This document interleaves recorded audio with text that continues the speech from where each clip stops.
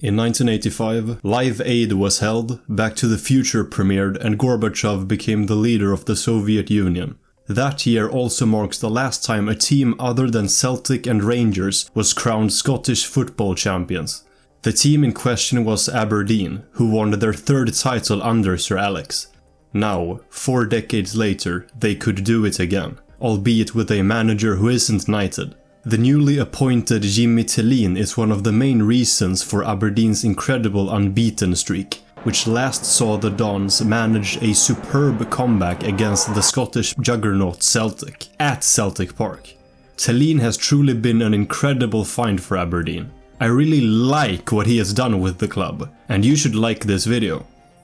In Sweden's top flight, Tillin previously led Elfsborg from 12th place to 2 runner-up finishes over 6 seasons, despite competing with much wealthier clubs. The Swedes' game plan focused on direct and counter-attacking football. Needless to say, Tillin's tactics have worked at Aberdeen too. Swift attacking, identifying the open player, and defending tightly in a compact block. Money plays a role as well. In 2014, Aberdeen's debts were erased after the club reached a deal with the businessman Willie Donald and his wife Elaine. Sometime later, entrepreneur Dave McCormack provided additional investments to the club, which contributed to building a new training facility, while also expanding the scouting network. It cannot be understated how needed that new training ground was. Cormack eventually became chairman of the club and oversaw big changes, particularly when it came to player recruitment. When Aberdeen won the Scottish League Cup in 2014, the squad was exclusively from the British Isles. Following the changes in recent years, the club became able to widen its transfer lens, signing players from many different countries, while also selling a lot of them for big profits. Without this strategy, Aberdeen's talent pool would have been too limited for Tillin to transform the club into serious title contenders. But how likely is it really that Aberdeen finally wins the league again?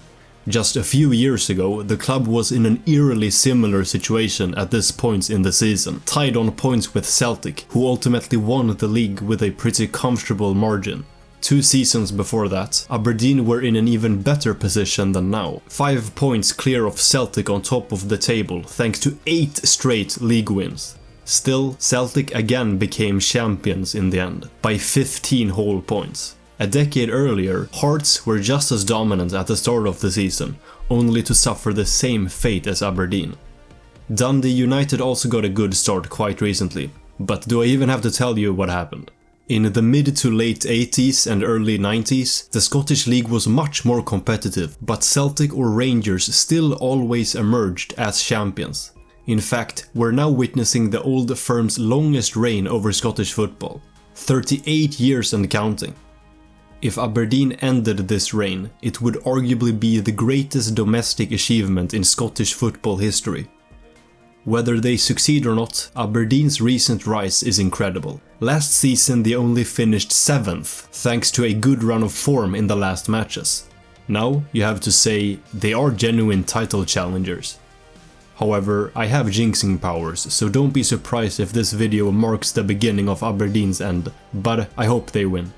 Scottish football needs a new champion, and you need to check out this video too.